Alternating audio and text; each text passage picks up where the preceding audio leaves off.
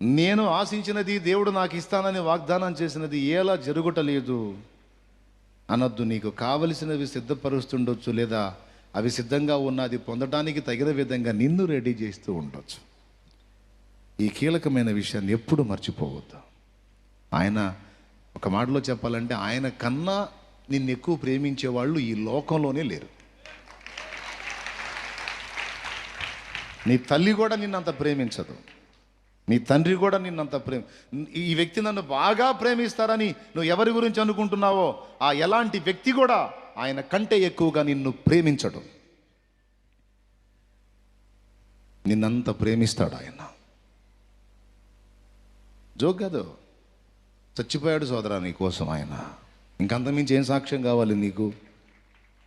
మాటలు చెప్తారు, పెద్ద పెద్ద మాటలు, ఆపదలో ఒక్కడు ఉండడు. కానీ ఇక్కడ మాటలు కాదు, ఏకంగా నువ్వు ఇంకా పాపివై ఉండగానే, నువ్వు మళ్ళీ మంచోడు అయినప్పుడు కాదు, నువ్వు మంచిదానం అయినప్పుడు కాదు, నీవు నేను మనం ఇంకా పాపులమై ఉండగానే క్రీస్తు యేసు మన కొరకు చనిపోయెను.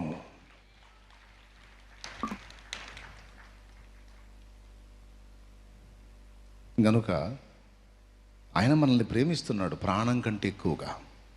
సమాజం నిన్ను గౌరవించకపోవచ్చు, నీ ఫ్యామిలీ నిన్ను రెస్పెక్ట్ చేయకపోవచ్చు, నీ ఫ్రెండ్స్ నిన్ను పిచ్చోడు పిచ్చిది అనొచ్చు, కానీ దేవుడు నిన్నెప్పుడు అలా చులకనగా చూడలేదు, చూడడు, చూడబోడు.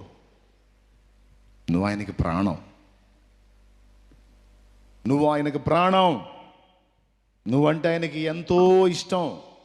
ఎంత ఇష్టం అంటే ఆ ఇష్టాన్ని బట్టే నిన్ను సృష్టించుకున్నాడు, ఒక బొమ్మను చేసినాడు, తయారు చేశాడు. ఆ ఇష్టాన్ని బట్టే. ఆయనకి నీ మీద అంత ఇష్టం లేకపోతే, అంత మమత లేకపోతే నిన్ను చేయకపోవును. కానీ నిన్ను ఉనికిలోకి తెచ్చాడంటే ఎంత ప్రేమించాడు ఒక్కసారి ఊహించు. ప్రాణం ఇచ్చాడంటే ఎంత ప్రేమించాడు ఊహించు. మరి ఇన్ని చేసినోడు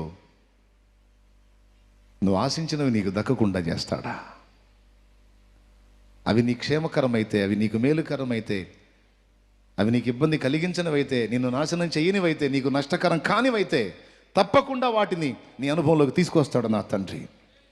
అది కూడా నువ్వు అడిగిన దానికంటే సమంగా కాదు, మించి కాదు, నువ్వు ఊహించలేనంత. నువ్వు అడిగిన దానికంటే ఊహించిన దానికంటే అధికమైన స్థాయిలో దేవుడు కార్యం చేస్తాడు. నమ్మితే రెండు చేతులు ఎత్తి విశ్వాసంతో స్తోత్రం చెప్పండి. హల్లెలూయా చెప్పండి. మనం ముగింపులోకి వెళ్ళిపోదాం. సిద్ధపరచనిద్దామా దేవుణ్ణి, మనం తపన పడదామా? నీ కుటుంబ సభ్యుల మార్పు కోసం నువ్వు అడుగుతావు, ఓకే. దేవుడు కూడా ఆ పనికి పూనుకున్నాడు, అందుకు అనుగుణ్యంగా పావులు కదుపుతున్నాడు. ఒక సమయం వస్తుంది, వాళ్ళే వస్తారు లైన్లో.